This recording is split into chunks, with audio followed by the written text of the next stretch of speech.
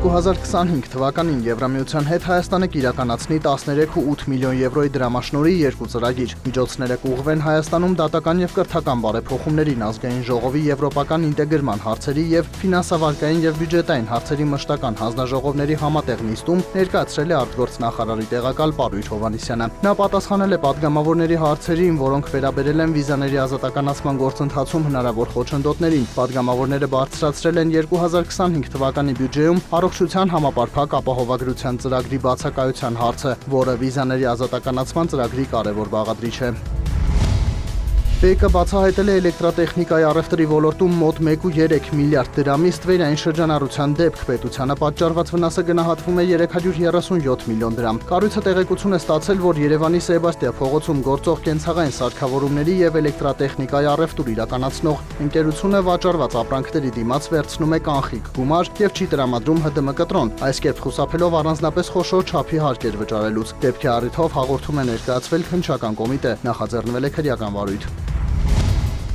Կառավարության ռազմավարությունն է մինչև 2030 թվականը հոսանքի ներքին պահանջարկի 50%-ը ծածկել վերականգնվող էներգետիկայի հաշվին։ Ատոմային էլեկտրակայանի նոր էներգաբլոկի կառուցումը կկրճատի ջերմաէլեկտրակայանների արտադրության ծավալը մինչև 2050 թվականը հրաժարվելով բնական գազի կախվածությունից։ Հայաստանի էներգետիկ առաջընթացին աջակցում է նաև Միացյալ Նահանգների միջազգային զարգացման գործակալությունը, լուծելով ոլորտի համար կադրերի պատրաստման խնդիրը։ Այդ նպատակով Պոլիտեխնիկական համալսարանում բացվել է ժամանակակից սարքավորումներով լաբորատորիա։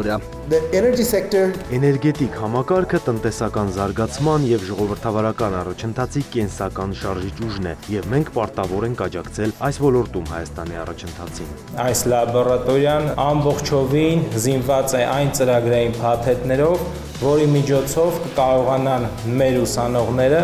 ծանոթանալ էներգետիկ ոլորտի, էներգետիկայի շուկայի ազատականացման նրբություններին, այդ նրբությունների վրա ազդող տնտեսական գործոններին։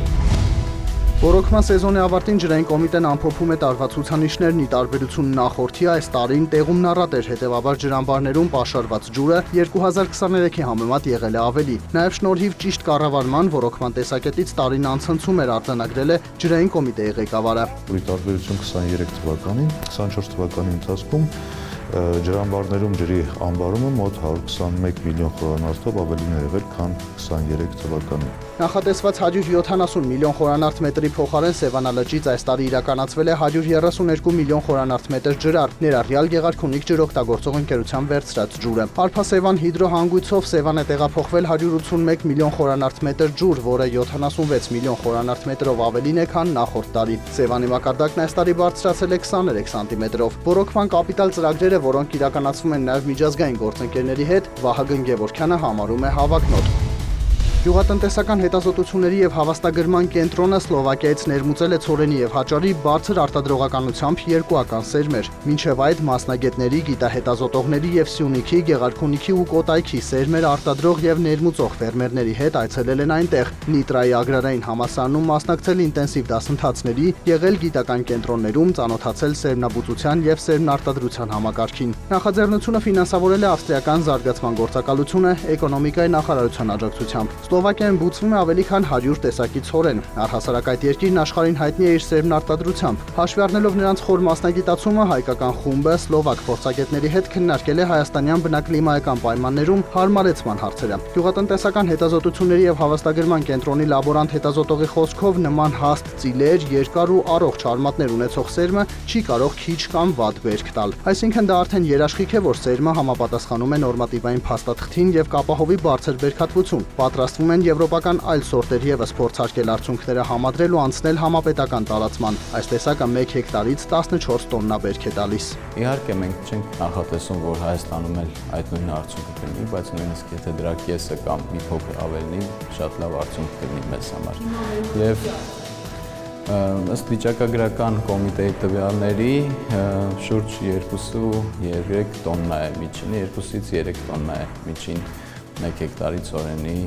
բերքը։ Լոնդոնի բորսայում Brent ապրանքանիշի հունվարի մատակարարումների ֆյուչերսների գինը նախորդ օրվա բորսաների փակման պահի ցուցանիշի համեմատ աճել է 0.2%-ով, կազմելով բարելի դիմաց $75.27։ Նյու Յորքի ապրանքային բորսայում WTI տեսակի նավթի դեկտեմբերի մատակարարումների ֆյուչերսային գինը նախորդ օրվա բորսաների փակման պահի ցուցանիշի համեմատ բարձրացել է 0.2%-ով, կազմելով բարելի դիմաց $71.62։ Ոսկու միջազգային գինը նվազել է 0.1%-ով եւ 1 ունցիայի դիմաց կազմել